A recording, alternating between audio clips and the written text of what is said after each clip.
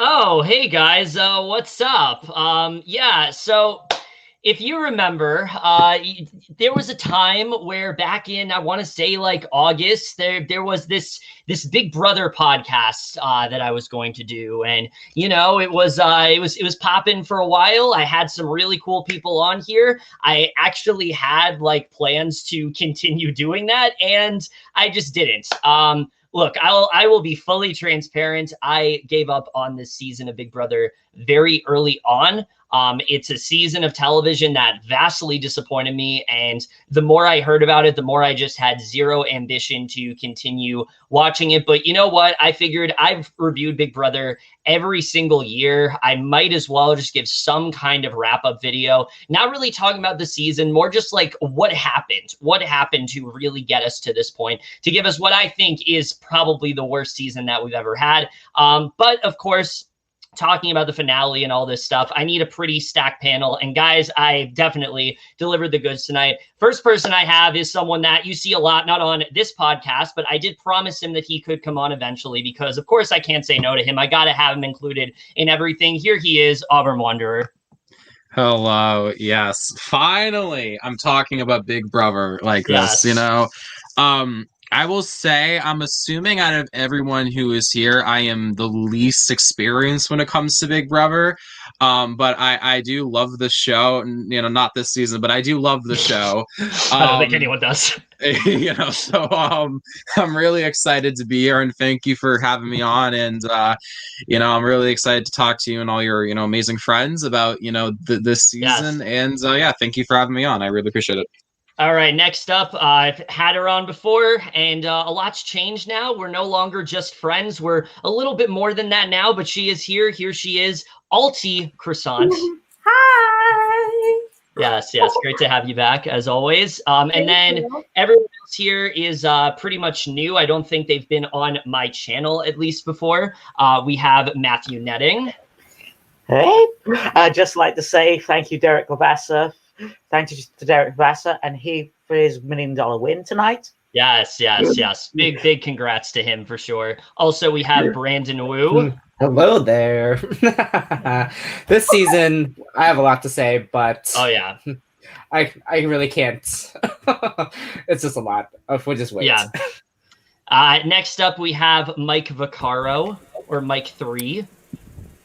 Oh, hey, didn't see you there. Wait, wrong show.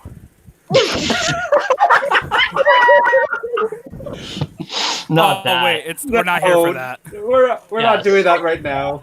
And saving the best for last, we have someone that is just pure royalty. Bow down to her, Sheryl the Queen. Hi guys, glad to be here. What's Kevin, up? thanks for having me. Yes, of course. All right, so my crown is in the shop being repaired. Yes, that's good to know. You got more of a crown than anyone this season. So yeah, all right, we'll just get into it right now. So who would really like to start off? Because for me, I talked about the first 2 weeks of this season. I talked about when Keesha was evicted and then when Nicole was evicted, and we talked about then how we were worried how things were playing out, that, was a lot of the same people winning. I don't think any of us really predicted what was actually going to happen, that we were never going to get rid of this steamroll. I can't remember the last time I've seen something like this occur. But I think we're just going to start off with Caden, actually. Caden, I know you're someone that's watched Big Brother a lot, but you haven't watched for a couple seasons. What was it like this being your first full season you watched in a while? So the last full season I watched was, what was it, BB19? Right? Why are you calling me? What? Okay. This is I am so doing a podcast. Jackson, leave us alone. Why did you answer my call? Because I thought it'd be funny. You know what? This season's a train wreck, so it doesn't deserve a proper video. Wow. This is interesting. I'm so confused right now. All right, goodbye. Okay, now Go that's ahead. over. So the last season I watched was a BB19 2017, right? Mm-hmm. Yep. Yeah, it was. Okay, so I stopped watching after that season because that season was so just terrible, and like the finale was good, but like I got so just disinterested. But with it being All Stars, this year, and the whole everything going on, I'm like, you know what, I'm gonna jump back into Big Brother.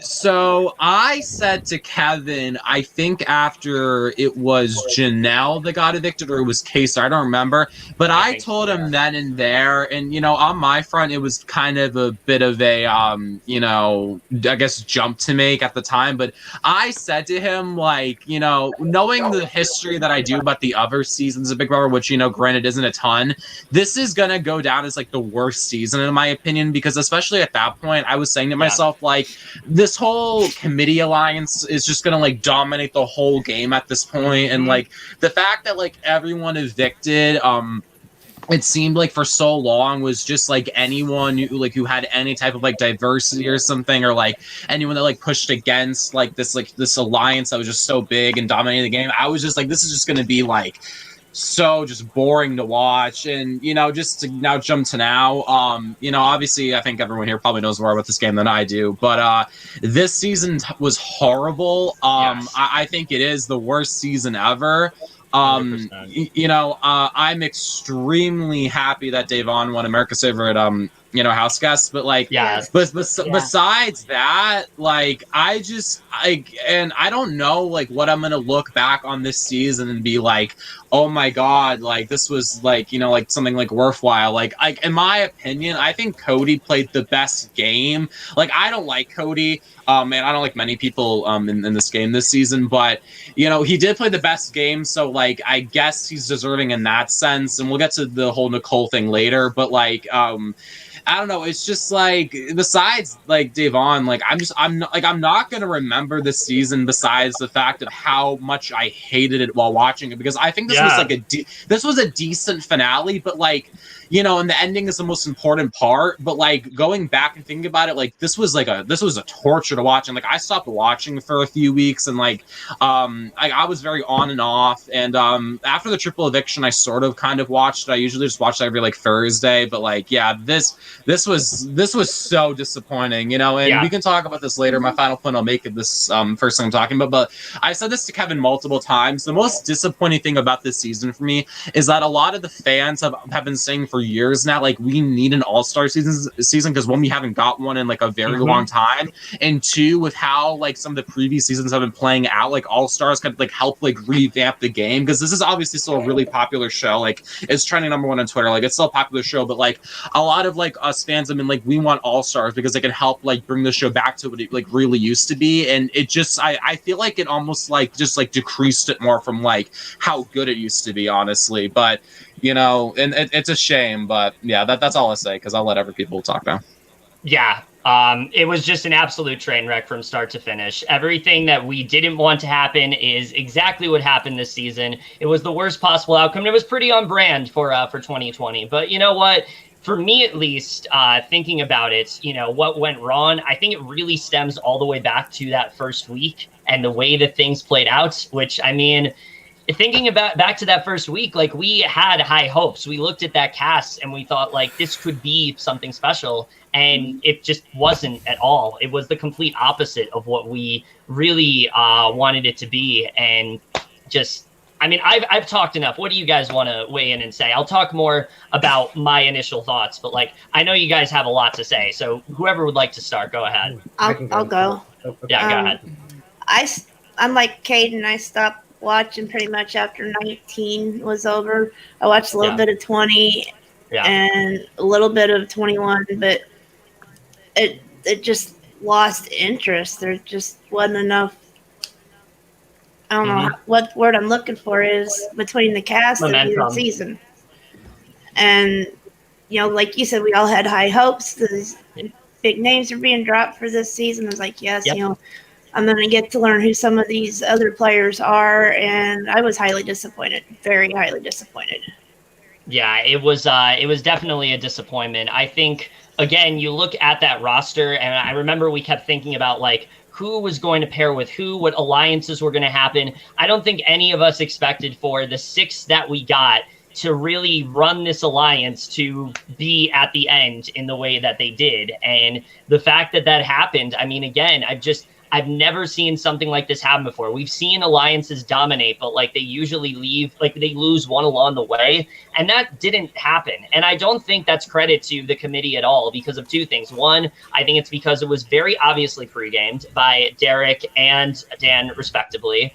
Two, I think the fact that they never really hit any wall, they never really were in any actual danger and things like that. I think that's why it's not really that impressive because you look at other alliances, like there were times where like say level 6 could have easily been destroyed. There were times where the brigade could have been destroyed. That was never the case for the committee. And again, it's not really a testament to how they played. It's more just a testament to how just things went this season in the most boring way possible. And I think that's really what ended up hurting things.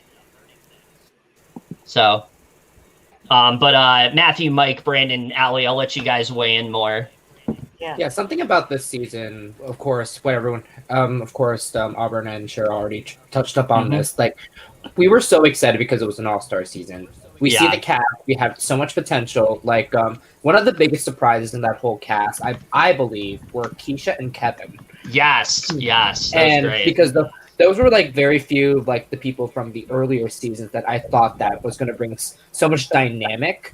And then when the season happened, it was just like, oh no, I am not happy about this any way, shape, or form. I wish that it could have went another way, especially with week 1, how unfortunately how the HOH was so factored into like one target demographic in that whole HOH competition. I was just like, I wish that they could have equaled it out, and it was like, no. And then, of course, what went really downhill was when Janelle and Kaysar got evicted.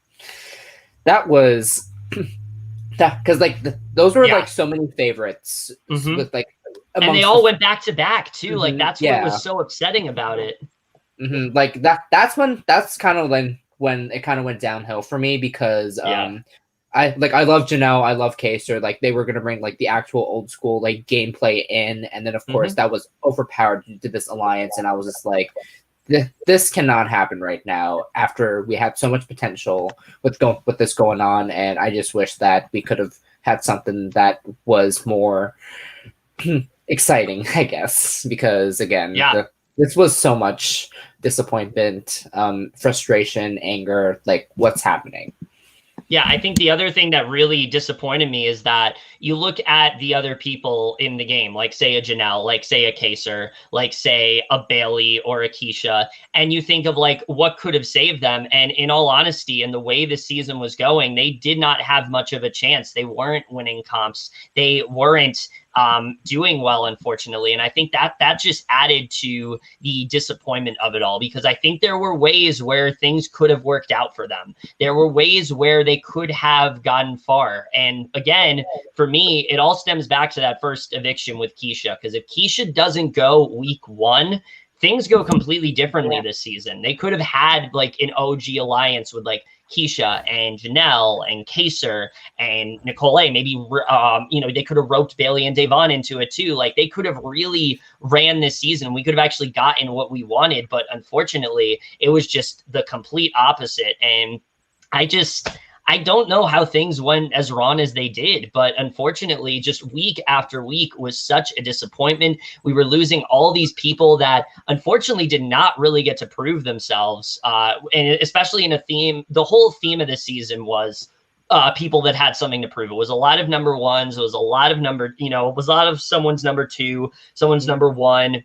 Not necessarily the people that you'd expect. And I think that's what brought down the season for me. What were you going to say, Matthew? Yeah, I was thinking Devon's reads are very good in the house. Yes. Her gameplay was not to match it. It was real.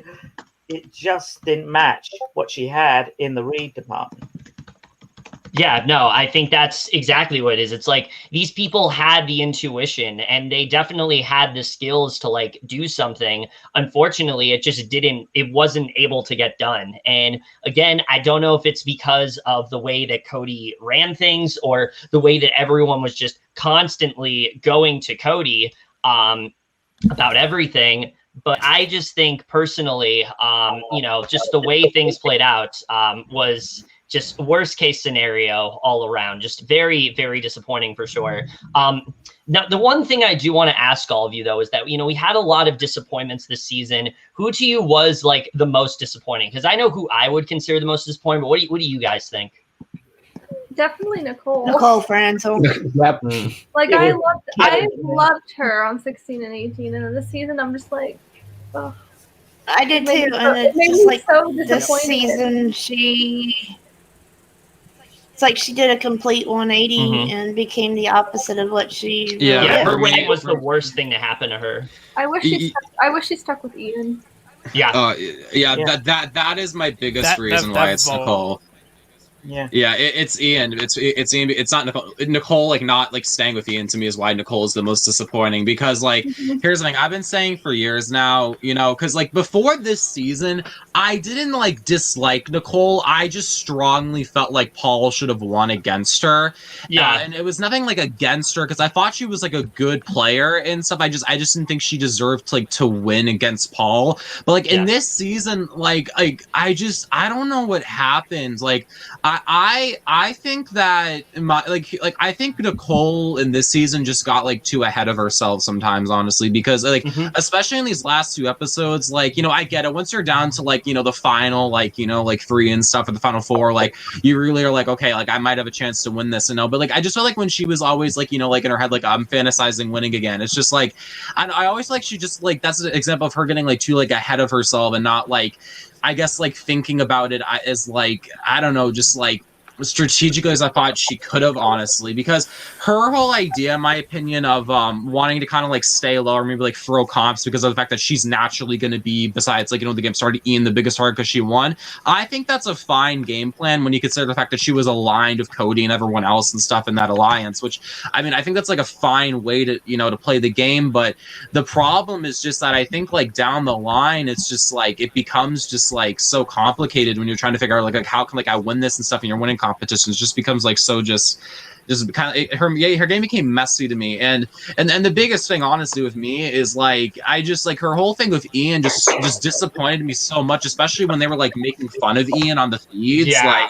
Like that just like was so like offensive to me, and like after that I lost so much respect for Nicole, and the thing I will say about the thing I will say about Nicole on the other seasons is the only thing on the other seasons I didn't like about her was that she could be kind of like passive, like aggressive with some things, but like in this season it was like, to me it seemed like on a whole nother level, honestly. Like all like the stuff of like like Janelle and stuff just seemed just so like just weird to me, especially when you consider the fact that like they were like I guess friends outside the house a little bit, and then I actually remember now the moment where it was Janelle when she got evicted, where I started thinking, okay, this season really is going to be like horrible, is I think it was in the goodbye message where Nicole said to Janelle like, just don't come to my wedding. I'm like oh okay, yeah, she did. I'm like okay, I can't anymore. So yeah, it's Nicole. So I was so upset about that. That was unnecessary. Yeah, like that. First of all, like why bring that up right now? Because like, that was ridiculous. This isn't about this isn't about you. This is about the game, and you're making it totally personal to like how you don't like Janelle. Like yes, we get it, but don't bring that into the game of Big Brother because like one, you're playing for a game that's going to be nationally televised, and two, why are you trying to bring your own thing about it when it's not about you at all? Yep, I agree. Because Nicole has what I like to call the me complex. She does. Yeah, she does. My mom said the same thing. Yep. She also doesn't want to own anything, and we saw that more than ever this season. And it's definitely, well, for me, here's the thing. Nicole was definitely the worst she's ever been this season. I can't really say she was a disappointment, though, because I did not hold her in very high regard after 18. So I was expecting, if anything, she'd be better this season. But no, she was worse. So I definitely can see why y'all would say Nicole, because I think there's a lot of things she did that were wrong. She kind of ties into the thing that I think a lot of people did wrong this season, which is simply just ally with the wrong people. A lot of people did this season, and Nicole's the perfect example of that. Her number one should never have been Cody, 100%. Like, I get it that her and Cody were allied together in 16. You know, they weren't really allied together, but they were from 16. You know, she played with his brother in 18. I understand that. But I don't think Cody should have ever been her number one. I think her number one, considering she's a winner, should be who else but the person that also won the game besides her. Her and Ian were very tight. And here's the thing. I think she really underestimated how much trust Ian had in her. He trusted her more than anyone in the time that he was in the game. And I think if she had stuck closer to Ian and not cut him when she did in the beginning of Jury, I think she's in a much different spot towards the end of this season. I think she could have potentially been in the final two again. I think we'd be thinking differently of her as a game player in that way. And I think that absolutely was her biggest downfall, was deciding to ally with the committee and Cody over someone like Ian, who I think would have just done so much better with her game overall. Because again, he had so much trust in her, and the fact that she didn't honor that, I think, is what ultimately cost her the game. Yeah. To interject quickly, if I can make a quick point, one of the key things that I really was thinking about in this last 2 or so weeks, when I was like, okay, basically Nicole picked Cody over Ian for how she was banking to get to the final two. You know, the biggest example of why that was a mistake was that if Ian was here with Nicole, and let's just say I don't know, Christmas or Enzo, whoever, if in those conversations where Nicole was to Cody, are you contemplating not taking me? Cody was always weird about it. I don't know how many of you are watching the episodes on the week that Christmas got evicted, but when Nicole I didn't watch that week at all. But when Nicole went up to Cody about it, Cody was acting really weird about it and wouldn't answer it straight. And Nicole in the diary room would always be he's giving me this weird vibe, and I don't know what he means. With Ian, he would have been a lot more straight up. You know what I mean? I'm not gonna say that maybe if it was Ian having to pick between Nicole and someone else, he wouldn't have not picked Nicole just because who knows who would have won in that situation. But I don't know. It's just that's the biggest example of me, because I just think it was I think Cody, when you see him in his upper seasons, especially when you consider the fact that he took Derek in 16, which we can all agree was not a good move. Obviously, he's one of the best players ever, but it's just it's at this point, Cody's gonna just do what's best for himself and not be loyal to Nicole, and obviously has a better chance of Enzo. So yeah, I think for sure that was definitely her biggest misstep for sure. For me, though, if I really had to say the worst player this season for me, the most disappointing, the two I would say are Dani and also Memphis. Those are the two most disappointing for me. Dani, here's why Dani, because Dani, out of everyone, and I said this for a lot of players, pick the wrong people. Nobody did that worse than Dani this season, because literally every single person that Dani wanted to target is someone that wanted to work with her. Janelle said on her Twitter, after Dani and Victor, they're we wanted to work with her. Kaysar wanted to work with her. Nicole wanted to work with her. Bayleigh wanted to work with her. All of these people wanted to work with Dani, and yet Dani, for some reason, was so attached to Cody, which I really don't understand. She was never his number one in any scenario. There were always people above her in that way, and for some reason she decided to stick with the committee, and I think it really hurt her. And it's just very puzzling for Dani, because you look at Big Brother 13, not a very good season, but she played really well in that season because she had really good game awareness. She understood who actually had her in that game. She understood that the Vet Alliance was not advantageous for her, and that Kalia and Portia were. And this season, it was it was a 180 for her. She didn't have any idea of what was going on. She had the worst reads in the house, and she just disappointed me so much week after week. And I don't know if it's because of her connection to Nicole or whatever, but I was just so disappointed by Dani this season. So for me, she is my biggest disappointment, I'd say. But for me, it was Kevin, because in his season, he was one question away from winning the game. Yeah, he would have easily won. And then in this season, he just flopped hard.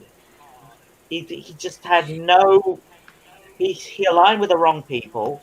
He just nosedived. It was just hard to watch.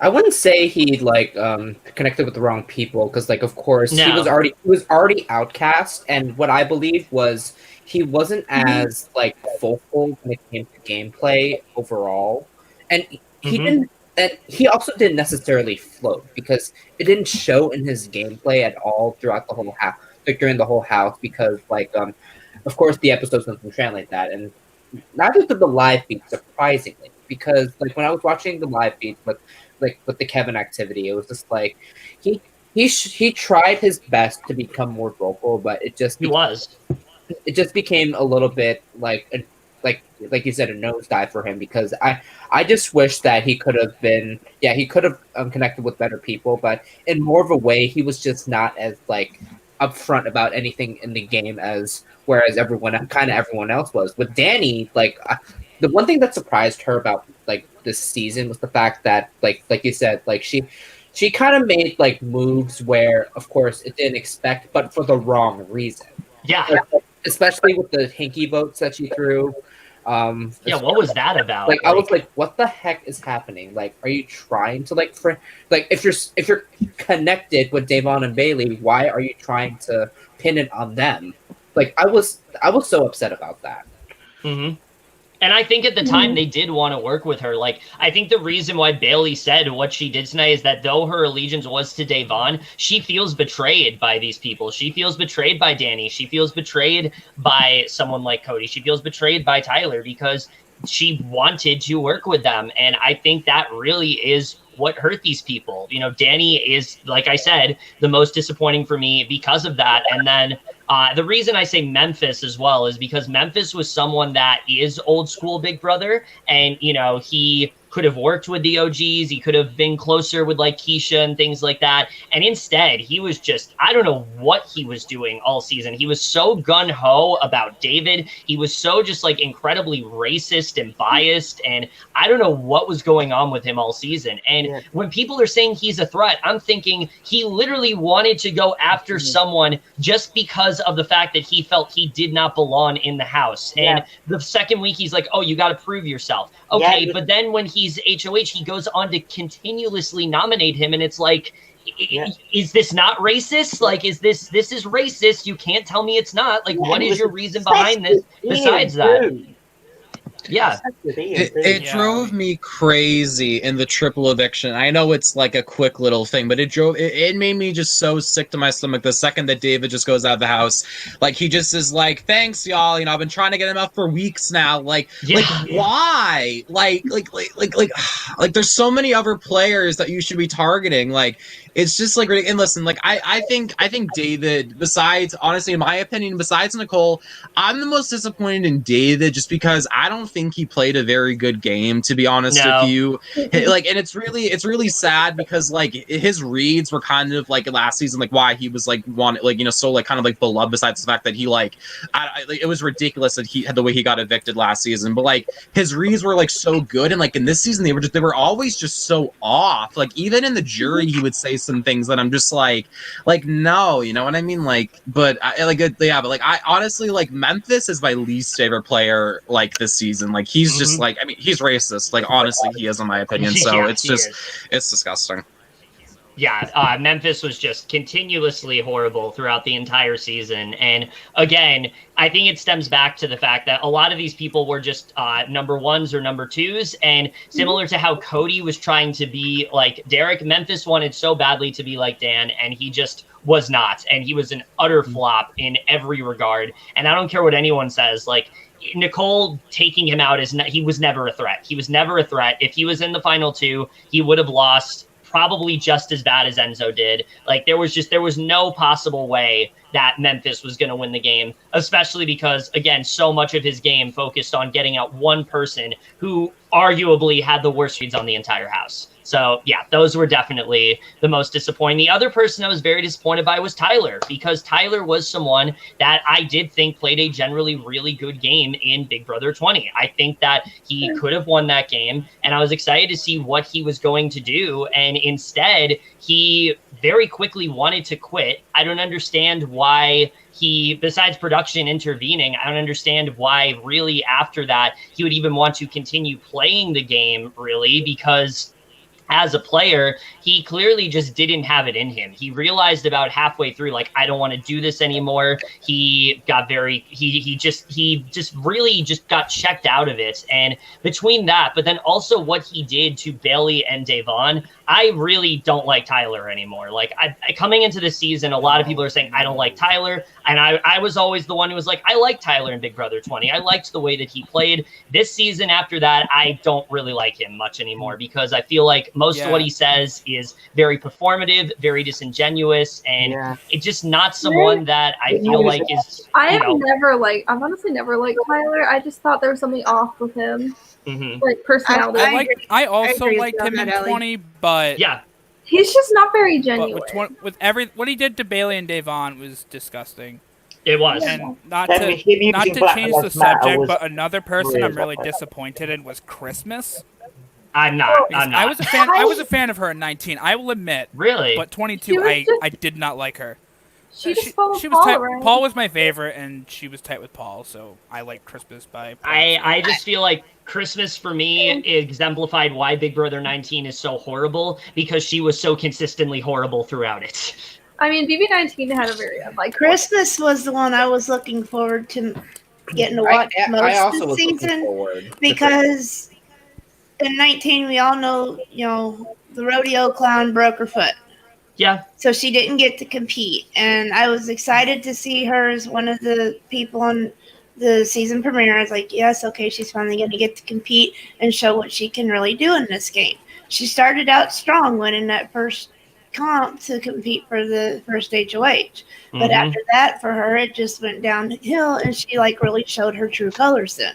Yeah, and her only HOH was, again, one that was essentially thrown to her, and then she won one extra comp than she did in Big Brother 19. So it really just isn't that impressive at all. And it sucks because she didn't win anything in 19. Yeah. Everything was handed to her on a silver platter because they all felt sorry for her. Her HOH wasn't thrown to her this season. Because Paul lost it. Yeah.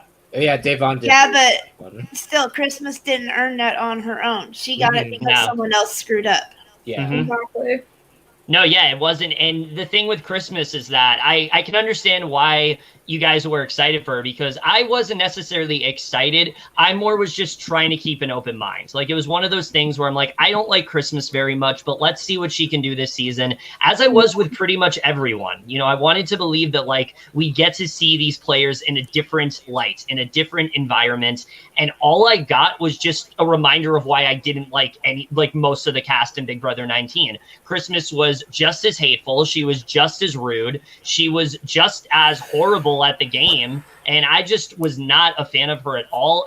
And it especially was puzzling to me what she did on her HOH, because she was generally tight with Bayleigh. Like, those two were working together, and this is what I'm talking about when I say nobody worked with the right people. I feel like Christmas and Bayleigh could have been a good second duo for Bayleigh. Obviously Devon can still be her number one, but similar to how Cody had different final twos with people, I feel like Bayleigh could have actually pulled that off if she worked closer with Christmas, which she was willing to do. And I don't understand why Christmas as HOH then would just decide to go after her own ally. I think the worst thing you can do, especially in the pre-Jerry, is go after your own ally. It makes zero sense for your game. You're losing a number. You're losing someone that can defend you and get you to the jury, because I think that's what Christmas wants. I mean, she got far, but she had zero chance and she had zero resume because of the fact that she always was kind of at the bottom of that alliance. And I think that's really what ended up utterly hurting her in this game, is that she just had zero awareness of what was advantageous for her. And I also feel like Christmas believes that this is a team sport, and it's because of the way that Paul played in Big Brother 19. She believes Big Brother is a team sport. She treats it like a team sport. She doesn't have any agency whatsoever in her own game, and that is what was so disappointing about her this season. I really thought we were going to get more of Christmas the Comp Beast, and really she won like one extra comp than she did in Big Brother 19, which cool, I guess, but really as a player, besides her trying to flip things with Tyler and then having some weird like romantic thing with Memphis towards the end. I don't know what the fuck that was. Like, there really wasn't much she contributed to at all this season, and she was just a huge flop. That Memphis thing made me uncomfortable. I think production just really wanted the showmance. Oh, Yeah, I think so too. I think so too. Uncomfortable. Yeah, I think they isn't Memphis married? Isn't Memphis married? I'm pretty sure, and I mean, I hope not, but like, I bet he's not anymore. Yeah, definitely not anymore. So yeah, that was definitely very strange. So yeah, just a lot of combinations of things that just didn't really work out this season. The people we wanted to, do well, like Janelle and Kaysar, they tried to stir things up, and just nothing seemed to work. And I just feel, and that's something else that really disappointed me, is that, again, it's not like these other people did not try to stir shit up. I mean, Kaysar, before he left, tries to do a classic Big Brother eviction speech where he susses out the people that are running an alliance. He tries to create chaos, but honestly, I don't think that this strategy works in modern Big Brother anymore, and it pisses me off, because this is what used to be entertaining about Big Brother. This is what we used to love about Big Brother, but I don't think this kind of strategy works anymore, and it's very disappointing, because I love the fact that Kaysar tried to do that before he left. But now I think the perfect dichotomy of that is his speech versus Christmas's speech when she's on the block. Gives a very traditional speech, like, thank you, CBS, whatever, and then just goes on to, stay in the house. And I feel like if that's what we're going to get moving forward, that makes me very worried for the future of Big Brother, that people are going to see Kaysar's speech and they're going to be like, oh yeah, we can't do that. This has happened since 16. Mm-hmm. Well, it's been instilled by Derek being so dominant that big alliances are the only way to go. Yep. And you have to stick with them throughout the season. It's a pack mentality, and it's become so instilled, nobody wants to break out of it and take a risk now. But even at that, though, for me, the thing about that is that while there are dominant alliances throughout the season, there was always someone else that came in to try to break that power structure. I think of last season with Grateful, and how Jessica came in and split up Jack and Jackson. We had nothing like that this season. And the fact that we didn't, I always say every season dictates what's going to happen from now on. This really scares me moving into Big Brother 23, because if this is what we're going to get, I am not excited very much at all. Yeah, the most disappointing thing about the whole gameplay of this whole season was no big moves were done. There weren't any back doors. Yeah, there were no back doors. Not even a back door. Yeah, I hated that. I wish there was a back door this season, but that didn't happen. I believe the closest thing that we got that was one of the. I'm looking back at this voting chart. I really don't know which was considered the biggest threat taken out of the game other than Tyler. Yeah, that's probably Ian, because when he was nominated, he wasn't expecting it. But I mean, but the problem with that was listen, okay, Ian had to go at some point. I love Ian, but he had to go at some point. If anyone else wanted a chance to win the game, just because of how amazing a player he is. But at that point in the game, he wasn't even a threat. No, he wasn't. No. And it was so dumb for Dani to do that. So much. Yeah, I know. Yeah. Honestly, to me, it was just it was just so ridiculous. I'm happy. I'm happy. He made jury, because I know he was almost got evicted a few times before. But then at the last second, no, we'll do this person instead. But it was just I don't know, like that. Like I agree with you all saying like there was no like big moves this season. Like that's part of why I was like so like happy that Cody ended up taking like Enzo, because it's like finally like it feels like that was like the first moment I honestly felt like finally we're really playing the game all season, because like it seemed like so many people were so like buddy with each other, which there's nothing wrong with that, but it's just like it seemed like they were like afraid to make like certain moves that they really like wanted to make, and it was like finally at the end it was like, okay, finally it's like let's really like like try to like win this. But it's like I want that for the whole season, you know what I mean, like not just now, you know what I mean.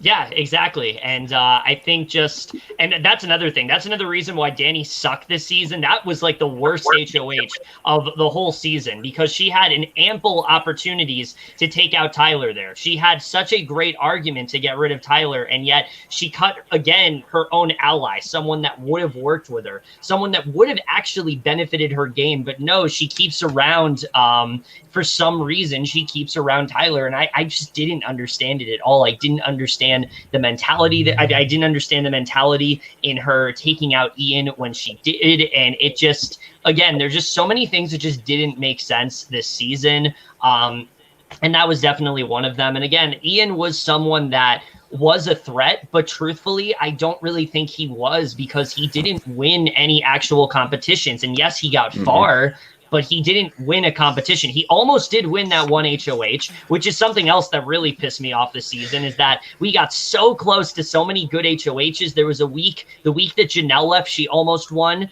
The week that Bayleigh left, she almost won. So close to a Janelle HOH. Yeah, we were close to a Bayleigh one at one point. We were close to we were close to a Kaysar one. Yeah, and we just never got any of that. And, yeah. That is like my biggest issue with this season. Like I've already I've kind of touched that, but like I think it was Keesha who said this on the Monday episode, on like that little Zoom call. But like she made a great point that like the best move all season, when you really think about it, was Cody winning that first HOH, because everyone just like half the house like went up and it was like, let's work together, and like they dominated so much, and like Cody played that social game so well, and he's a comp beast. And I'm like that's such a great point. But then it made me so furious, because I brought this up to Kevin earlier when we were talking, but who was the one person that almost beat Cody in that competition? It was Ian. Ian almost beat him, and it was like, I'm just like, if that would have happened, like this season would have been like so much more interesting. Because like, listen, I didn't like the alliance, this whole committee alliance, but like if like they ended up forming and like they like won a few and then the other side of the house won a few, like that would have been interesting at least. Like the would have whole leveled season, the playing field. It was the whole season was just like this whole like dominating thing. It was like this weird like almost like dynasty kind of thing, and it was just so like boring to watch. And like I agree with everyone saying here, like the times where we got so close to some certain HOHs, it was just like it felt so deflating. Like I remember like when Kaysar the week he got out, like he was so great in that first round of the HOH competition. The second one, like he was kind of close, and the last second, like what was it, like Enzo won, like it was just like it was just so frustrating. Yeah. The only good win of the season in terms of comps was Devon winning a veto, but even at that, it was the smallest veto possible, and that's what made it that much more infuriating. Is that she won a veto, but it was the smallest veto. Yeah, they couldn't even give her the regular side. And let's be honest, that first HOH win on the first night was kind of skewed to Cody. Oh, it was. Yeah, because they didn't stop that pedestal from wobbling before he got out there. Yeah. Yep. And it was also so ridiculous to do that, because like I don't know how many people remember this, but like for like some type of competition like that, like why would you have like Christmas do that when that's like a very great risk of breaking your foot again? Like it was very weird. It was very definitely like drawn towards like the Cody type, and it's just so disappointing. Yeah.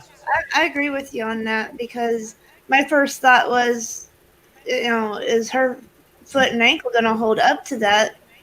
And when that first time she fell, I audibly like gasped, because like, oh gosh, I thought, right there, she just screwed her foot up again.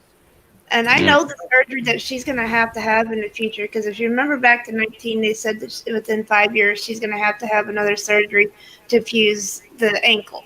I've had that surgery, and it's very horrible to go through, and the recovery from it takes a long time.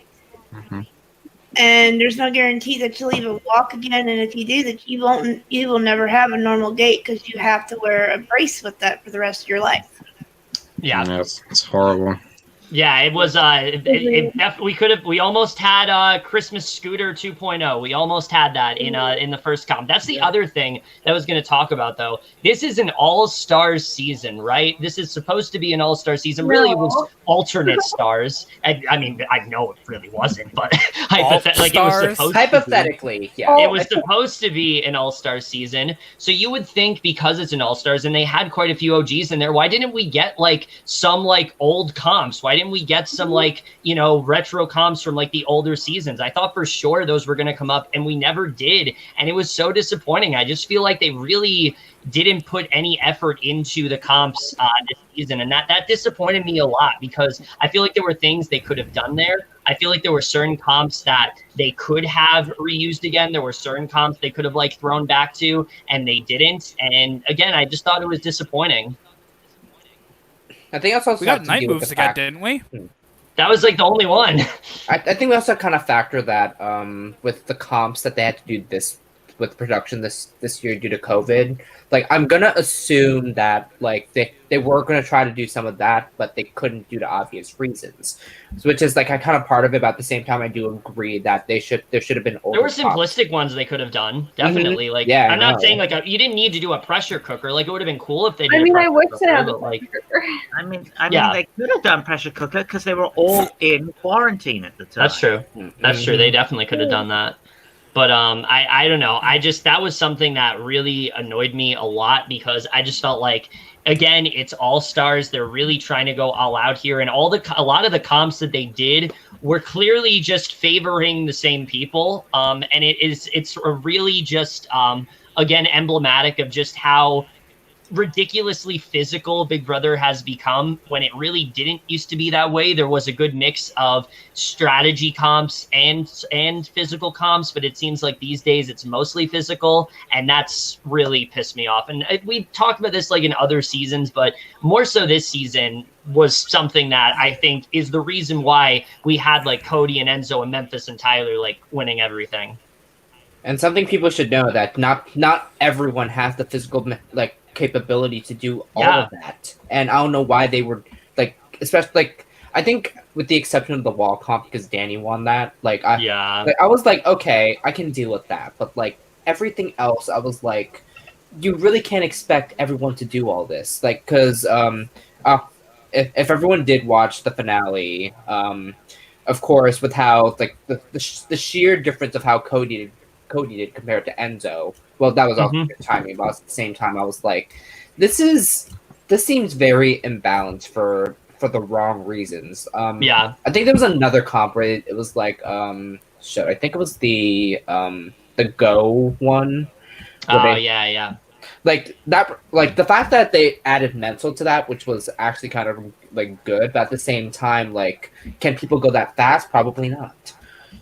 Yeah, so that was just something that really annoyed me this season. Is I felt like we wanted to do some like classic comps, especially since it is all stars, I think they could have easily found a way to do it. They didn't need a whole like complex setup, but they could have easily like pulled something off there, and they didn't. And again, I know it's like you want to expect the unexpected for some of these like older OGs, but like, just throw it back, give us a taste of like what these all-stars can do. And I don't really think we got to really see that at all. So that was definitely very disappointing. And we also saw clearly a divide between the OGs and the new players, because the way the OGs played, again, just isn't like how people in Big Brother play anymore. And that's what was so disappointing. Like, I loved the way that Kaysar was playing week 1. He was doing such a good job of retaining all this information, only really saying it to the people that he needed to, but having such good reads on the house,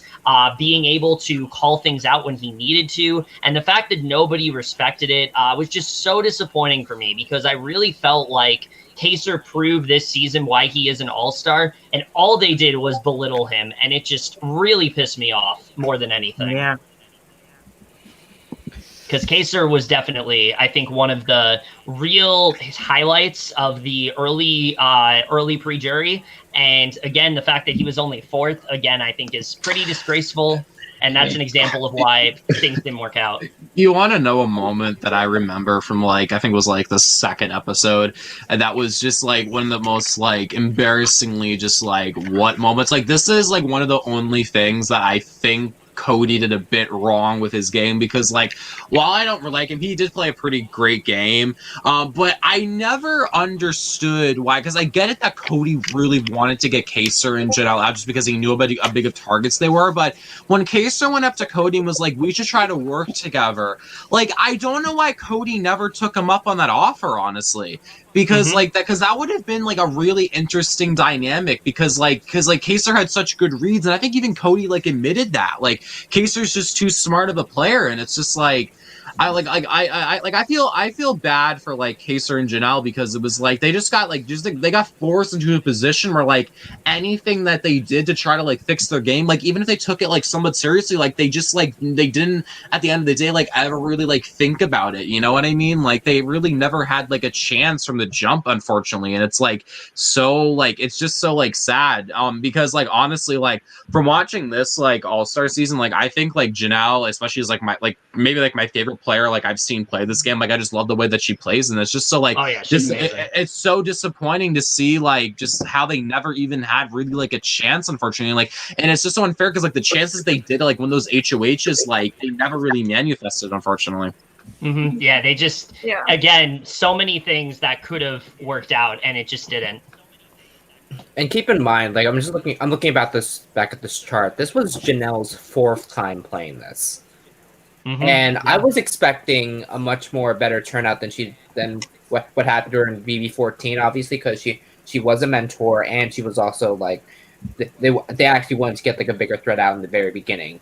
Like I just wished how like they could have made Janelle much further into like because of her reputation, obviously most comp wins ever, and I felt like that was a threat to everyone's game, because like if that's like kind of the reasoning, like here's the thing, it's different seasons.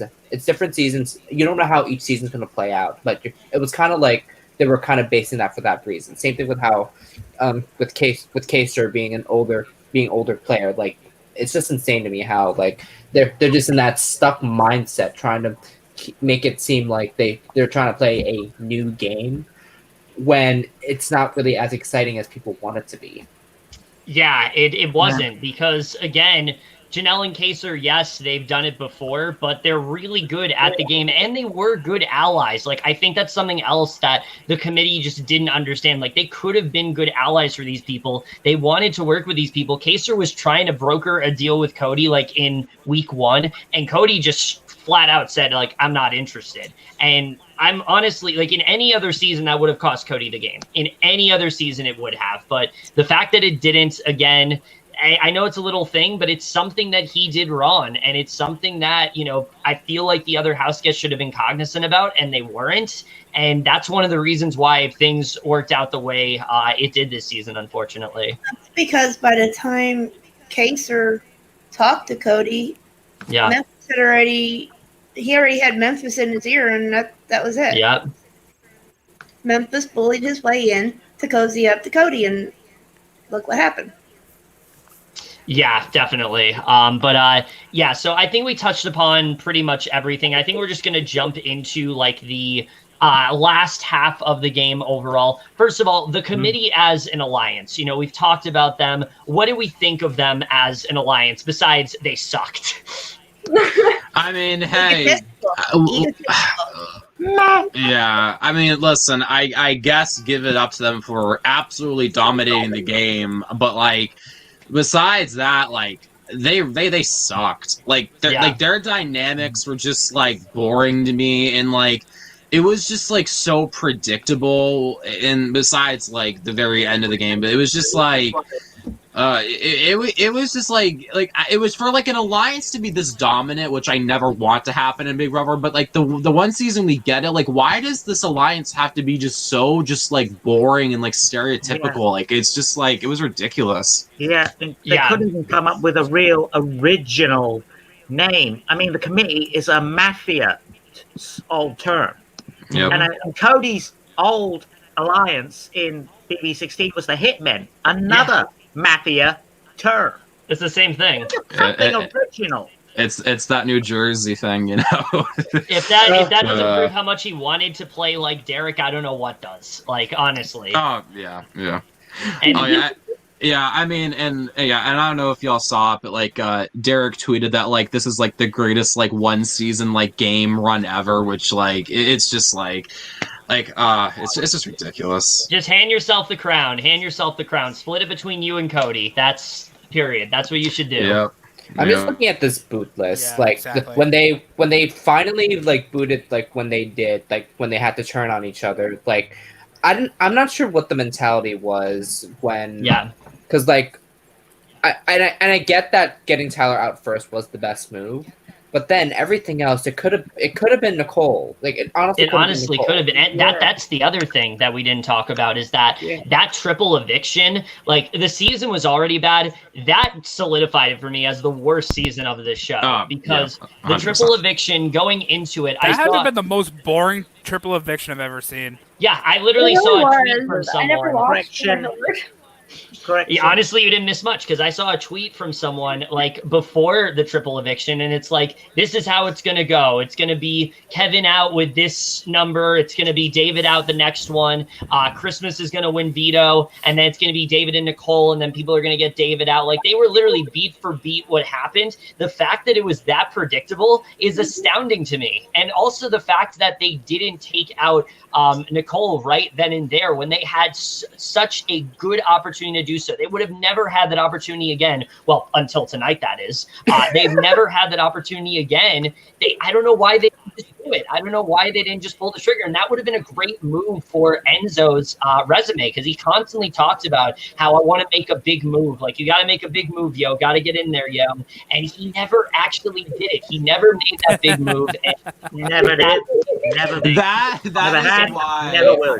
That is why, like, listen, I know people have been talking about it on Twitter, but that is why Enzo was so annoying tonight, because I'm not going to lie to you, when Cody took Enzo, like, there was a part of me like, okay, that's kind of nice, because, I know all this money is going to, like, really, help Enzo and stuff, but it's like, his whole, like, he just started whining after a while. It's like, listen, yo, I know Cody's better than me, but, like, this and that, wait, are y'all laughing at me? It's like, it was just, it didn't help, like, after, like, he completely blew the second part of the competition, and like he was like having that whole like kind of like freak out moment. It's just like I didn't even like feel bad for him because like it's all his fault, and I know he admits that, but it's like, listen, like, congrats on the money and all, and I know it's gonna help your kids a lot, but it's like you're lucky that you're very lucky that you're second place. I mean, like, it's just like, especially since he wasn't in the committee alliance, which is impressive. I think, which is crazy. It's crazy. Like I'll give him credit. Like that's impressive, but like still, it's like,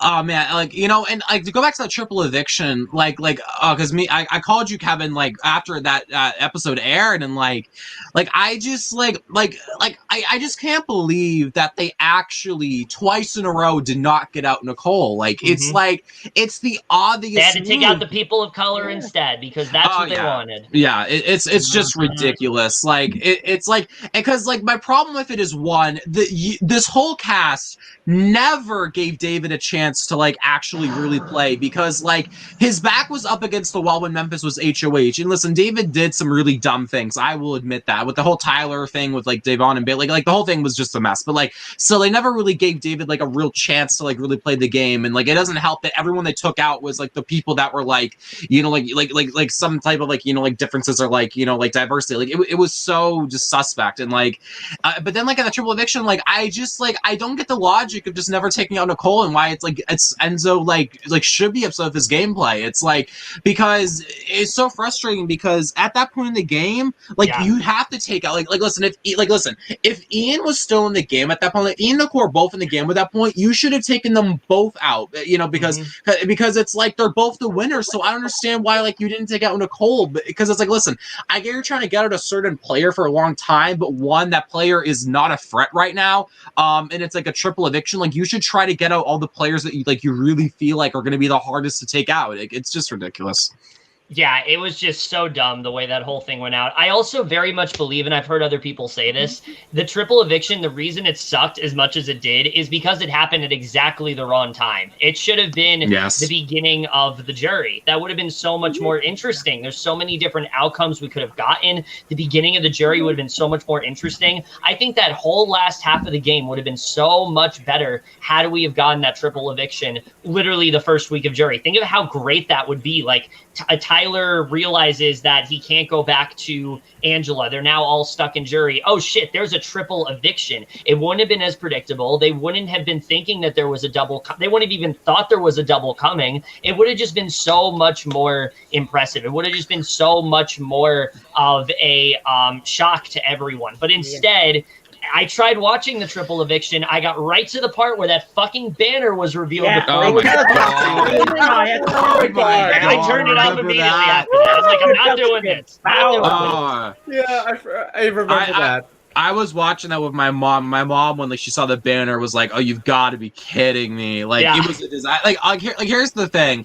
Like, personally, in my opinion, I hope from now on that they just do the double evictions. I personally like them more, just because I think a triple is honestly just a little bit too much. I liked it. I liked the idea that for this season, because this season was such a fucking bore fest. But like, you know, like I don't know. I just think it was like a bit. It's just too exhausting, in my opinion. But it, you know, it could work, and it's just like it was just so sloppily done. You know, so it was just a mess. Add to sloppily done. I was looking how this. I felt like the triple eviction was calculated because it was right after Davon got evicted. It was calculated because Big Brother knew that after Davon was gonna get evicted, not anyone's gonna watch, and then they bring the triple eviction to pander it, and like of course it was disappointing as it was, and I was just like, as everything was this season. Like, did you really try to pander an unexpected type of twist? And I had to do that in quotes because literally expect the unexpected no longer suffices in this game anymore. No. Like, and I saw this one. Like, I literally saw Audrey tweet this. I was just like, this is totally correct. I'm just like it's so expected now. Like, it's not, if it's supposed to be unexpected, why not? Like you said, have the freaking triple eviction be way earlier into the game than when it was, because try to pander into like where you have like the biggest viewership and then try to like get that viewership back, and then it's not going to happen at all. It also doesn't help when you have arguably the best player in the history of the game, Dr. Will, just like blatantly telling all the house guests like, "Hey, there's probably going to be a triple eviction. You know, you should watch out for it." Listen. I really like Dr. Will and all, but like I don't know why he agreed to do that, especially when he's publicly said he doesn't think this is a good season. Like that whole thing just like came and went. Like, I don't even understand what the point of having him on was at this point. Like, honestly, like. It added absolutely nothing to me besides the fact that, you know, we got to see Dr. Will because he wasn't on that like the whole jury conversation thing, and like it just to give like clues out, but like it's an all-star season. Like, this should be the most competitive season, not this like easy like roadmap to like figuring out like how to like win. Like, it's just like ugh. Yeah, that's the other thing. Like, there wasn't something else that I watched RHAP like the other night, and Brent brought up like a really great point that there was no like America's vote this season. There was no America's twist. And you'd think in an all-star season there would be. Like, have America be like HOH or something. Certainly would be more interesting than like what we got. Just something to shake things up, something to break up this alliance and not make them steamroll. Probably because they knew what would happen if they gave America the vote. Yeah. They would get the power.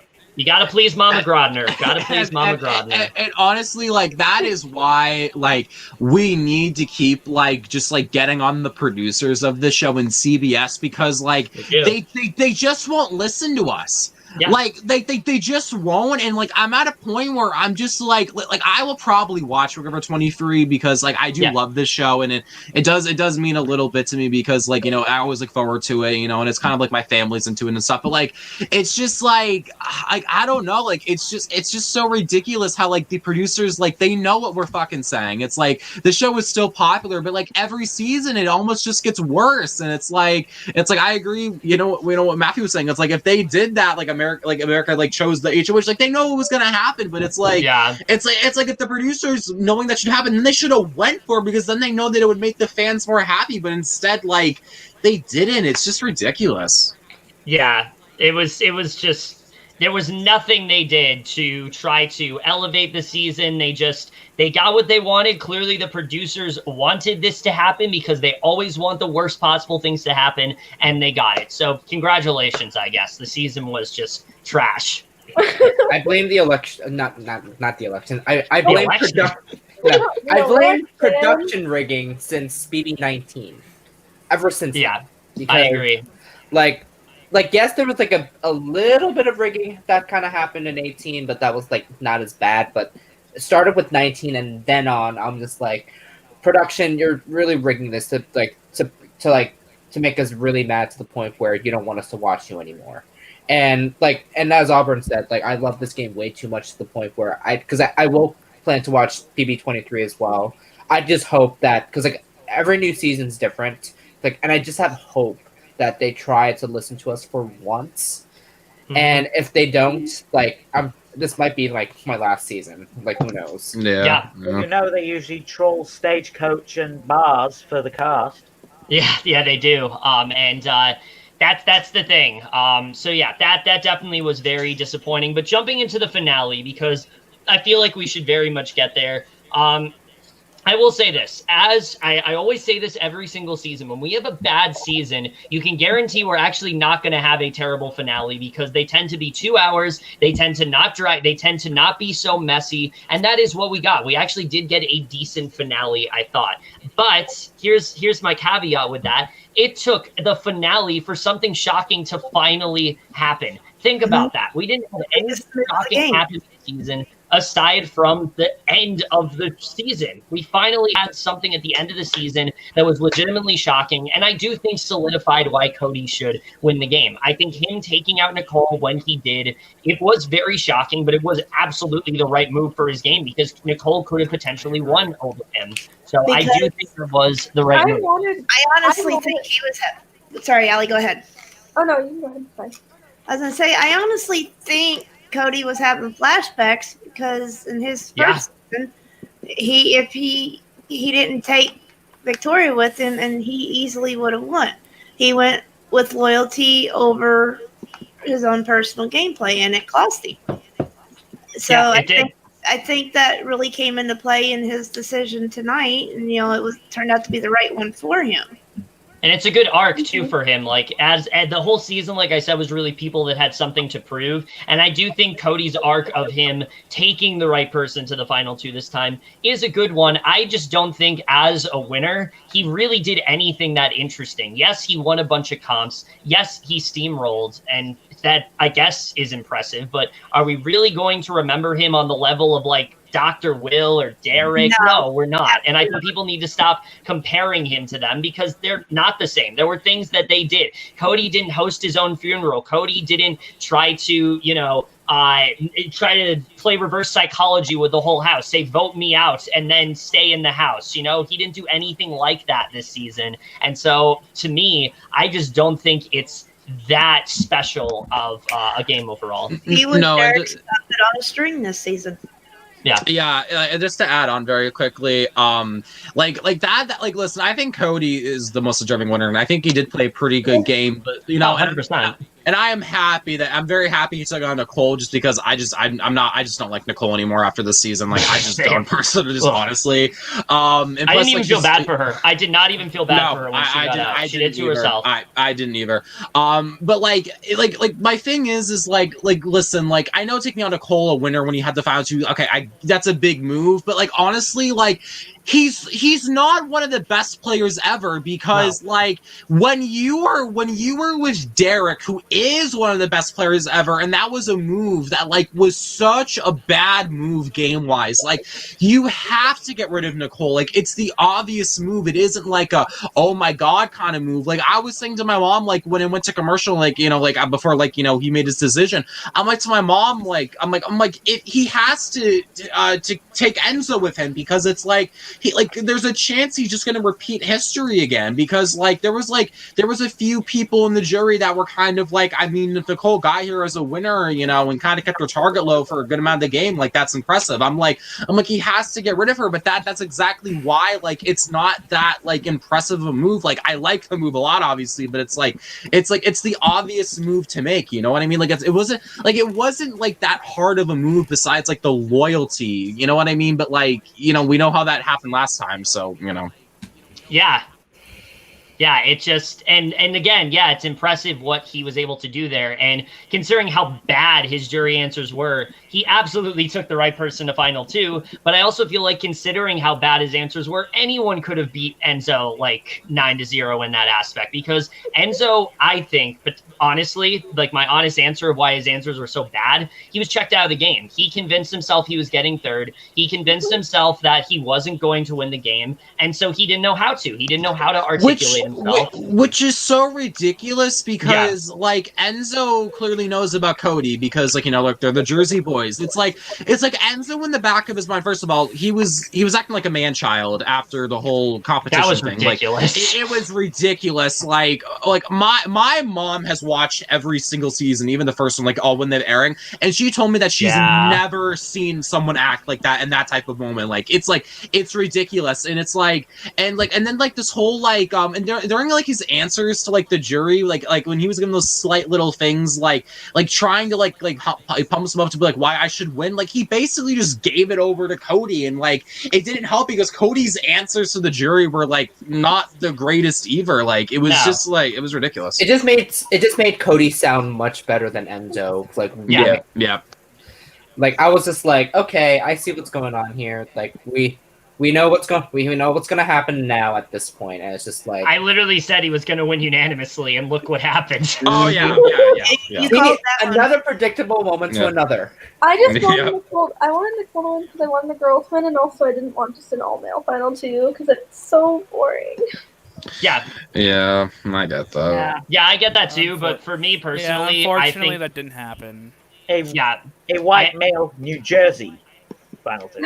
Hey, we stay in New Jersey. We stay in New Jersey. Even if we don't like Cody, but we stay in New Jersey. I didn't even put the pieces together with that until just now. I totally forgot Enzo was from Jersey. I knew Cody was. Yeah. Cody, his first season, had the Wreckers merch and everything all season. I promise we're not this boring. We're not this boring. I promise. I can see this picture says otherwise about Jersey. Kevin's just gonna go Kevin's gonna meet up with them. No, I'm not. No, I have zero intention of doing that. No, I want to touch base on that because with Enzo there, I don't think boring is a word to describe Enzo. Oh no, Enzo's not boring. Enzo's not boring. No, he Enzo's is a lot of fun to watch. watch. It's just really boring to watch. No, Enzo was someone that takes me back because Enzo was not boring. Yeah, Enzo was someone that I've always enjoyed. Big Brother 12 was the first season I ever watched, and so seeing Enzo come back was definitely a really special moment, and I think he was definitely fun to watch. I think Enzo's just really good TV in that way. The problem is Enzo is someone that is so reliant on his humor, he doesn't know how to tone that down and just be normal, he doesn't know how to articulate himself in that way, and I think that's really what hurt him. Oh my god. You mentioned 12 was the first season you watched, Kevin. Ironically, for me, the first season of Big Brother I watched was the first All Stars. Wow. Okay. The BB7. I love that season. Yeah, and a prime example of Enzo not being able to take himself serious and everything would be that final 2 speech we just saw. Where he's like getting up, walking all over the freaking living room, blabbering on about whatever the hell, not saying a word about his own game. There's only one way to describe that, honestly, and it's just Enzo. It's a stand-up routine. Like, it was that a was as stand-up Enzo routine. as it gets. And it was just it was so ridiculous because like the jury is like laughing and they're not laughing okay, they were kind of like laughing at him, but they're laughing about like the whole like just like insanity of like Enzo, you know what I mean? And then he gets all like frazzled and like before they cut to commercial one time, like Enzo's going on about like they were laughing at me and Cody's like, oh my god, they weren't laughing at you. Like it's just like it's like oh my god, Enzo. It's like I don't know, man. Yeah, that was so weird. Like Enzo as a player, like he's entertaining and all, but like he really is his own worst enemy in this game.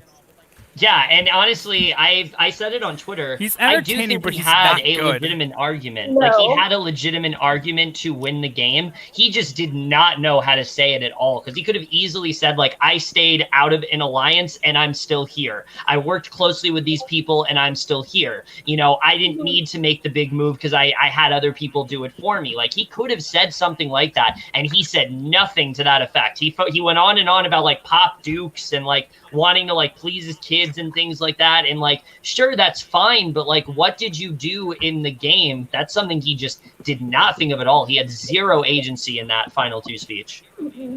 It was definitely like you know how Peridium does like those like worst jury speeches video? Throw Enzo in there because it was definitely record low. It was entertaining to watch. Nothing will be as bad as Gina Marie being like, I am me. I am Gina Marie. That is who I am. And that's her entire speech. Gina Marie versus I don't even remember that. Gina Marie versus Andy was like watching an apex predator go after its prey. It very much was. Exactly, yeah. And speaking of Gina Marie, 15 was the first season I watched, and that was like the worst season ever to start with. And I had to make myself go backwards because of that, because I was just like, I need to make sure that I was making sure I'm watching the right seasons, and also making sure that I was trying to get to know what Big Brother actually is. So on that part, after that Big Brother season aired, it was The Amazing Race happened, and then that's when Brendan and Rachel was on. So that led me to watch BB12 and BB13, like, of course, in that order, because that's how they started. And then I went back to 11 because of Jordan and Jeff. And, of course, that whole debacle with that was just like, whoo, okay. The fact that I kept going backwards because of that, it just showed how, like, weird my Big Brother journey has been just to watch this. Yeah. Very up and down, very up and down. Big Brother 15 was the first season I reviewed, so it wasn't the first I watched, but it was the first I reviewed. Don't watch those reviews; they're fucking terrible. But I did cover that season. That file? That's okay. It's always the season. You'll hear Baby Falk. You'll hear Baby Falk. The first one I ever. Yeah, I got lucky. The first one I ever watched. Mine was my first US was 14, so I got lucky.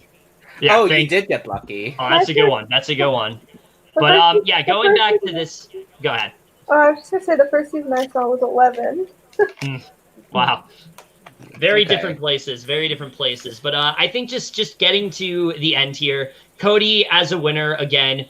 It's predictable. Definitely out of those final 2, nobody else should have won over Cody because Enzo just had like the worst like speech possible, but definitely not the most interesting winner. I think we've definitely had more interesting winners. I think we've had better winners. I don't think Cody is like one of the greatest of all time at all. I don't even think he's really that great of a winner. He was just someone that really, and I've thought about this, was really HOH the whole season. And what I mean by that is that obviously he didn't win HOH every single week, but like he always had a deciding vote. He always dictated the way things went.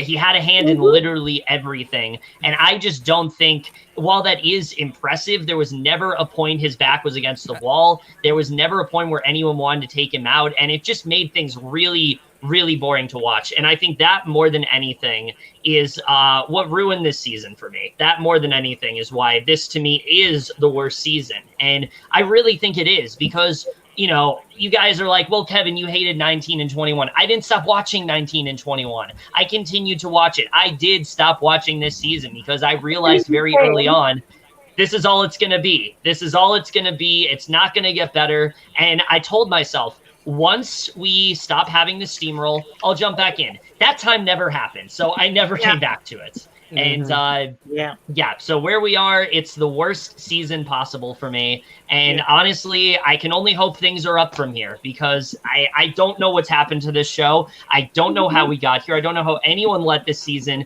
become as atrocious as it was. Things were so mellow, things were so boring, and it just was the absolute worst that it could be. I don't even rate Cody in the top 10 10 of winners. No, it was the same with me and Derek. I'm very down on him. I'm very down. I don't even put him top 5. Okay. All right, now can we talk about the biggest highlight of the night? America's favorite house guest. Yes, that was the best thing. That was the best. The only thing good to happen in this season. The real winners of BB22 is us. Let's be real. Yes. We won. Davon is AFP. We won. Davon is the moment. Yes. Yeah. Yeah. I honestly got a little bit emotional. And to keep the conversation about Davon, her winning we'll be veto. Seeing her on the Bold only good and Beautiful episode. again very soon. Oh, true. Yeah, I honestly got like a little bit emotional seeing her win just because like she truly looked like she just was not expecting it. You know what I mean? No. And you know, like I know, like, you know, we're only watching them as like game players and stuff, but like she seems like a genuinely great person. So like I'm like really, really happy that like she got it and stuff, you know, and like, you know, it's gonna help her and like her daughter, you know, like it's really good. Like she was definitely, besides, and like in my opinion, like Janelle and Kaysar, like the most like the one that like was really like into it the most, you know what I mean? Because like everyone else just was kind of just like, you know. So yeah, I'm really happy that she won because like because I wasn't able to vote because I don't have CBS All Access, but I'm definitely happy that she won. And I couldn't be happier. 1 million votes. Yeah, it seems like half of them were there just to promote their Instagram accounts. Mm-hmm. Basically. No, definitely. And I think for the other thing for Davon is that Davon was someone that, you know, if you go back to her speech, she wanted to talk about how, like, she was able to make some kind of impact. She was able to do, you know, really show that she can win. And though she didn't win, it's almost like she won. You know, she left a big impact on the season. Her name is the last name that you hear before, you know, the season wraps up. So, you know what? There's a narrative where you can just re-edit things, and Davon won. And then we can say this season was great. But we can't do that because then we'd be in denial. And we need to accept the way things were. Davon thankfully did win America's favorite player, though. Very happy about that. I was worried it was going to be Tyler. I was like, please don't be Tyler. And I was very happy that that was not the case. Davon winning America's favorite house guest is, how do I put it, what made this season bearable. Yeah, it definitely was one of the best things of this season. Davon, I think, was one of the few people that really was able to prove just how much of an all-star she was. She already did, but even more so this season. The fact she got the farthest she ever did, the fact that there were times where they could have targeted her and they didn't. I think she just was consistently a really strong player. And though I would have liked to see her win some more comps, I would have liked to see what a Davon HOH would have been. I would have liked to see her align more with other people who just didn't want to work with her. I don't chalk it up to like her not being good. I don't think you can say that Davon is bad at this game anymore. I think she's proved that she's been good from the get-go. Yeah, she proved this season that she is really good at this game, and she just needs the proper people to work with. She needs the proper amount of time, and she can really get something going. And I think she absolutely killed it this season and is one of the few people that really did benefit from this season overall. There aren't many people, but I think Davon definitely, she left happily, which is good. I'm very happy about that. They make her the next person to play Big Brother 4 times. Yeah, I'm definitely here for that. I would love that. Yes. But yeah, so I think we pretty much knowing how production is, it's gonna be Franzel.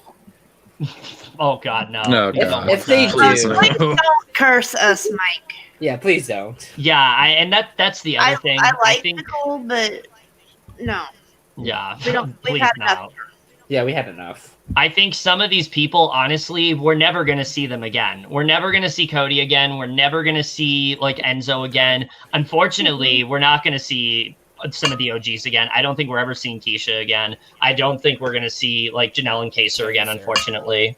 I just don't see it happening, and it sucks because I feel like they really did not get to prove how good they are. We've already seen how good like Janelle is and how good Kaysar is in other seasons, but I don't think they got to prove that like they can still do it like at the age that they are. Like we saw they can, but like the house guests didn't really get to see that, and I wish that they get some kind of a second chance, but knowing production, that's just not going to happen. They're way too focused on the new seasons. They're way too focused on just boring, very straightforward mid-tier gameplay, which is what a lot of the season was. And unfortunately, it just makes things boring as a result. My only hope, like I said, moving forward is that the next season we can get something like, say, a BB20 where we at least have a really strong pre-jury. We at least have some really strong players, and we can have people that really want to play this game and not just want to plug their social medias and not just want to sit around and not just want to, like, you know, find showmances. They actually do want to play the game. And I mean, that was the good thing about this season, is that there wasn't anyone like that because a lot of these people were married. So that's good. But like, you know, I just want to see more agency, more drive in people. And we got to see that from some players this season, but a lot of those players, unfortunately, did not get that far. And that just really, really disappointed me. But I've said enough about how I feel about this season. We're getting to the end here, so I'll let anyone go on. Just final thoughts on this season and what really went wrong overall. Letting Nicole Franzel on the cast. Well, that, but yeah. And to add to the whole Janelle and Kaysar thing, if any of them get power, either of them get power at any point in time, you have a whole different game, and Cody probably doesn't even make Final Two. Mm-hmm. Mm-hmm. Like, I think if Janelle won the HOH, Cody's pre-jury. Oh, yeah, I agree with you. Yeah. Definitely. Same with Kaysar If too. only I wish the girls and Ian and Kaysar would have stuck together. Yes, I really want. I was so here for that. I was so here for that.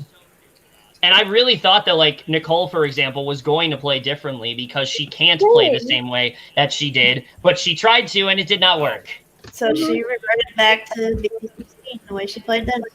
Yeah, she tried to play a different game in 18, and unfortunately the cards did not end up in her favor. Yeah. Like, you saw episode 1 of that season. Nicole didn't want to showmance then either, but got stuck with Corey because no one wanted to work with her. Right. Yeah. That's all she had was Cody and Paulie. I mean, not Cody. Corey and Corey. Same thing. This season, all she had was Cody. Yeah, basically. All she had was Cody. Yeah, literally.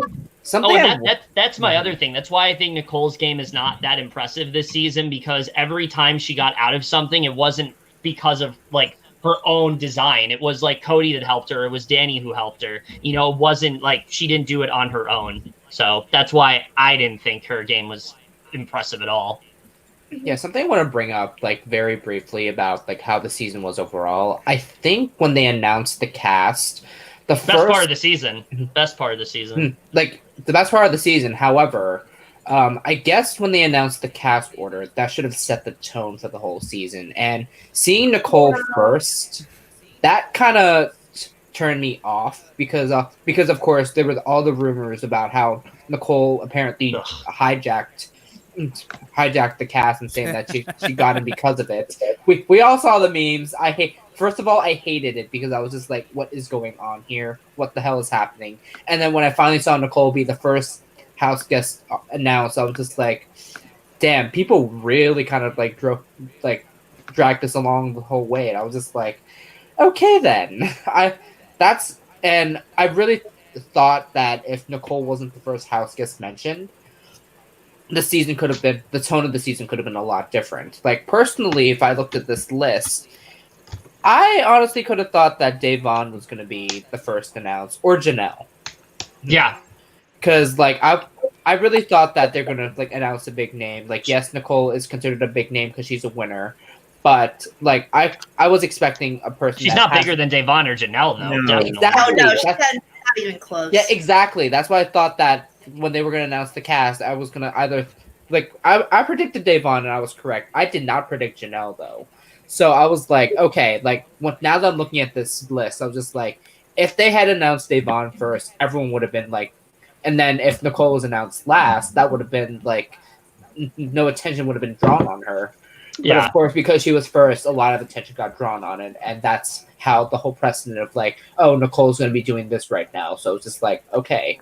And that's how I thought about this whole season in general, like setting the tone.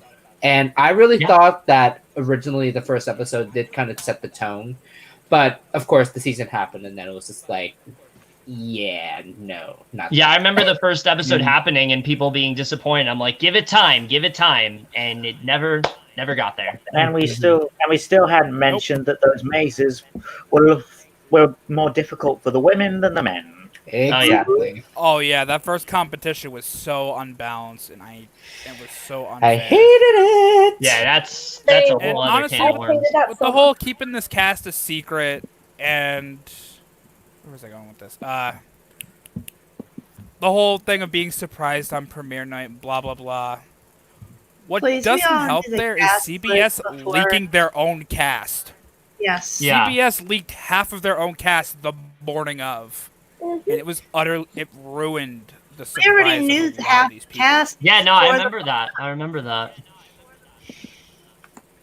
I have a question for all of you, because y'all have obviously been watching the show longer than me, but do you in the future want the premieres to stay live like they were for this season? Do you think that adds anything? I thought it was cool. Okay. I liked the way they did I liked it too. I mean, I didn't like what happened, but I thought it was cool. I'm indifferent just because, like, I think what was good about this, because again, it was an all-star season, I expected it to be live, and I'm not sure if they did like a new season and then that would be live, like, would it make a difference per se? Yeah. Just because, like, I'm trying to think, like, if there's like a new, like, of course next year will most likely be a newbie season, and it's just gonna sound like I'm not sure. Like, you kind of want them to get to like know each other before they like go at it like right away. Yeah, that's always one of the best parts of the first few episodes, is getting to know everyone. And we didn't really, and obviously, like, it was an all-star cast, so we didn't really need to. But like, it with that first episode, because it started right off with like the comps and things like that, we were kind of robbed of that. So like, while I would like them to continue doing that, I'd also like to see more thought put into like everyone getting to know each other. Some of my favorite moments early on the season were like the conversations that Kaysar would have, or the conversations that Ian would have, and I'm like, this is really raw and authentic for them to do. And looking back on it, while it was, they didn't, I think, pay enough attention to it, and I think there should have been more attention paid to that. And I hope in future seasons, there very much is, because I think that stuff is just as important as the gameplay that goes on. Yeah, I definitely agree with that. Yeah. But yeah, just to wrap things up, this season, like I said, is the absolute worst. I don't think that it really could have gotten any worse than it did, aside from the 2 or 3 things that we liked. And again, for me, it's really only up from here. And again, what went wrong is a variety of things. I think it's the first elimination. I think it is the way that things played out in terms of that first challenge. I think it's Cody winning the first HOH. I think it's a combination of factors, but I think all of those things really just constituted into giving us the worst season possible. One final question before we end things here, Kevin. Yes. This is for everybody, including myself. I want you each, with no explanation, no story, just to give me the name of the player you were most looking forward to see. Oh, this is like a jury question. Sort of, yeah. It's a 2-part. Janelle. Let me finish, Mike. Please. The name of the player you were most excited to see play after you found out the cast list, and the one you were surprised that you liked the most. The one that I was most surprised about was probably Keesha, because everyone talked about how like, oh, they're never going to bring her back, and then they did. And the one that I was surprised I liked the most, honestly, was Kaysar, because I didn't watch like his seasons. So the fact that I liked him as much as I did, I was like, okay, this is why everyone is like so high on Kaysar. And so that'd probably be my answer. I'd say for me, the person I was most excited seeing in the cast was Ian. Mm-hmm.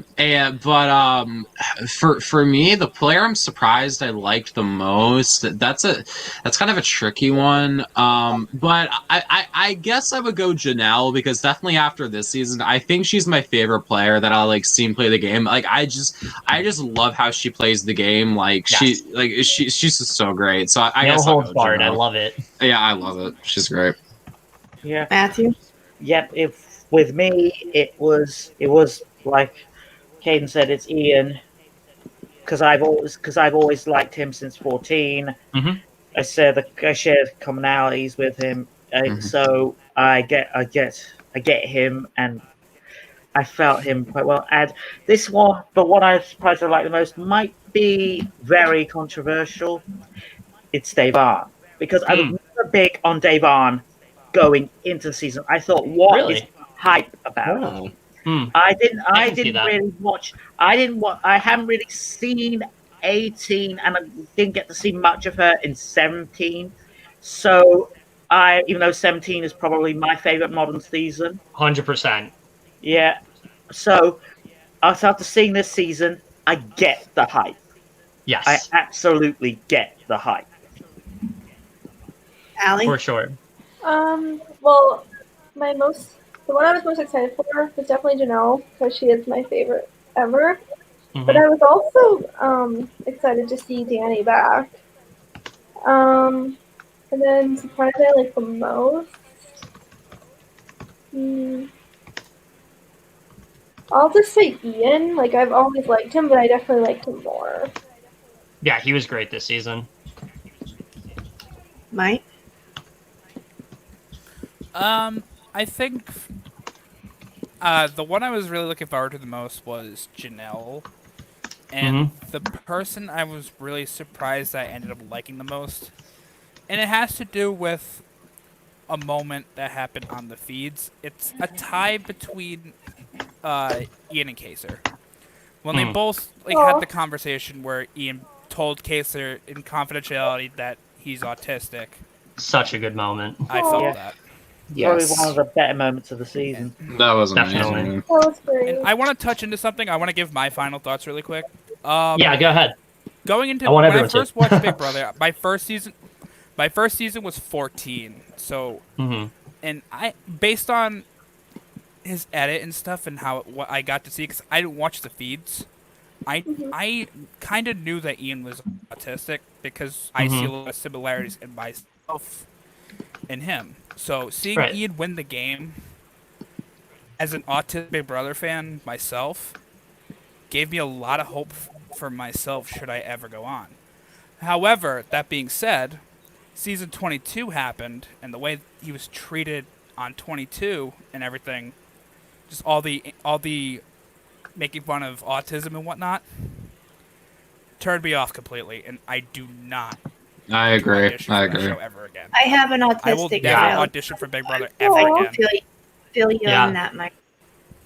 Yeah, no. One of my older brother is autistic, and you can go. That's the reason I said I have. That was the reason with my connection to.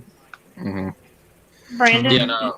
Okay, so I touched based on this during the very beginning. Like, I was most surprised to see both Keesha and Kevin on the cast, because I was very excited, because Keesha was, of course, we knew what happened with her when she left, and of course we weren't expecting her to come back, and when she did, everyone was so surprised, and we were so excited to see it. And also with Kevin, with how he wasn't even on my radar when I first found out that he was going to come back, so I was like, okay, I see you. Like that's what I was happy to see. And then the most surprised I actually was like a tie between Bayleigh and Ian.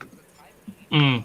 Because we all remember what happened with Bayleigh at the end of her season, and like and here's the thing about it, because like season 20, I had to stop watching halfway through. It wasn't because of how bad the season was. It was just that I didn't really have like a personal interest in more so the season. It was just like in general, like there was nothing like good or bad, like even though despite the minor controversies that happened, but like I was just happy to see Bayleigh become more her this year than she was in her season. And then of course with Ian, like ditto to everyone who said about that as well. So yeah. The one I was most excited to watch this season was obviously Christmas, because we was going to finally get to see her compete.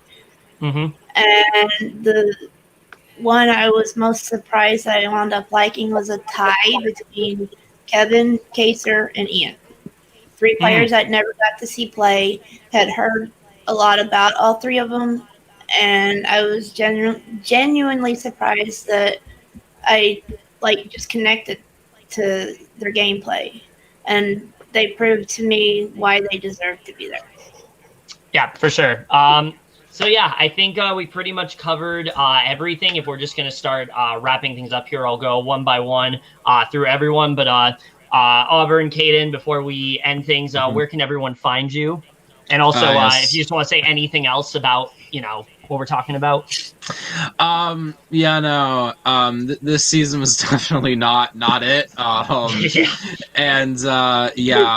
very disappointed, and I'm really hoping that BB23 can hopefully push things around, because I'll probably watch it, but if this is the season I really was thinking this is really gonna make things good again with Big Brother, hopefully, and it just was even worse.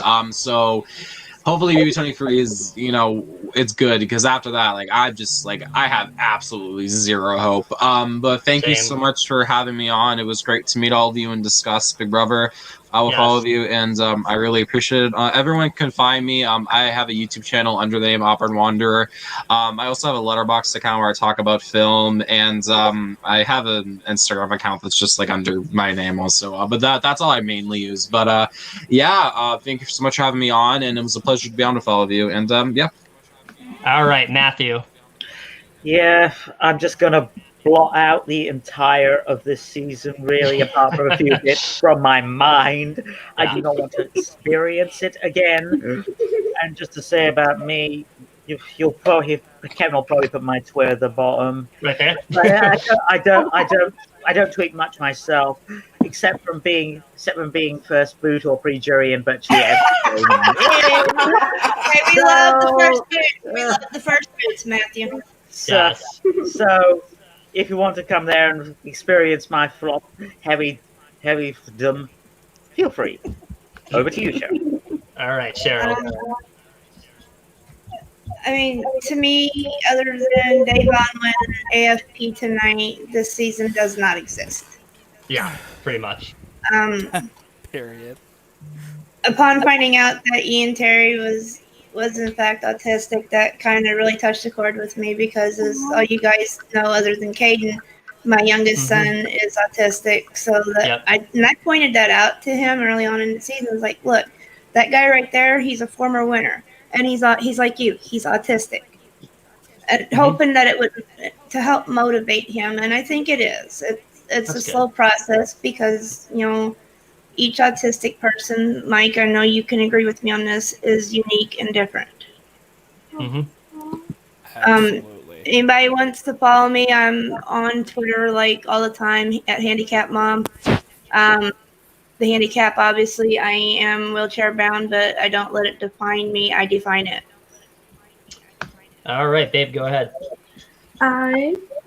I stopped watching the season so long ago. I have 1 million episodes in my DVR. I'm with you. But this season and 1921 were probably the worst seasons ever. But anyways, you can follow me on AlyKosssan, and I usually just tweet about music or anything. I just tweet about anything really. Yes. Fangirly things. Yes, with her like 6,000 followers. I've had my account for so long. Yeah, you have. All right, Mike. I will say this much, and to get personal yet again. The person who actually brought it to my attention the first time I watched Big Brother when I was 18 was my mom. That Ian was autistic, I mean. And the fact she passed away earlier, and it's kind of hitting heavy that I can't call her and tell her she was right. But to make things positive, my Twitter handle is @MagnumMikeV. If you guys want to catch me hyping the crap out of the person to my left, you can follow me. As anyone should. The person to your left is Brandon. Yeah, I was gonna say, like, not. No, for me, it's Aly. Oh, for me, it's Aly. No, you're pointing right. Yeah, you're pointing at me. I'm just like, what? No, I mean, not the Brandon. Mine's different. Up, but like, I do this on Zoom all the time. Aly, you've been replaced. I mean, no, she's never replaced. I know. No, I mean, anyway, not at all. I kind of should break. I'm here for Bryke. I'm kidding. But speaking of the person to his right, go ahead, Brandon. Okay. So, final thoughts on the season, of course. I just wish that we could have got an all-star season we deserved. Yes. And I just wish that if there's an all-star season next time, they better take our feedback, and if not, then you're losing a fan right here. So my handle is MonsterCatWoo. That's my Twitter, Instagram, and Twitch. I usually stream every Sunday. I usually stream every day on Twitch from Sunday through Thursday. I take Fridays and Saturdays off, with the exception of streaming today, obviously. I mostly do video games, mostly story-based games, obviously, which I'm able to have capability of for some reason. What else do I have? And my Twitter is a lot of mixture of reality TV, a lot of pop music, and basically a lot of Twitch, because when it comes to like a lot of like, I'm literally a pop culture trash can. as you could say, because I like the way you describe yourself. I consume a lot when it comes to pop culture, and when it comes to reality TV, it just shows how like I get into these way too much, and I need to like kind of tone it down, but at the same time, like I can't stop that. I feel that. All right, and as for me, you guys know you can always follow me on YouTube or Twitter or whatever. Wrapping things up, I wish that I was able to do more with this podcast this season, but you know what? I had very little motivation to continue and make it a weekly thing. Hopefully next year I can make up for that and get some of these amazing people and other amazing people that I did not get to have on as well. But that's really it for this video. Comment down below. Let us know what you guys thought of this season, all that kind of stuff. Follow these guys. They're all amazing people for sure. We'll see you guys in my next video, and I will see you guys for that. Okay, bye.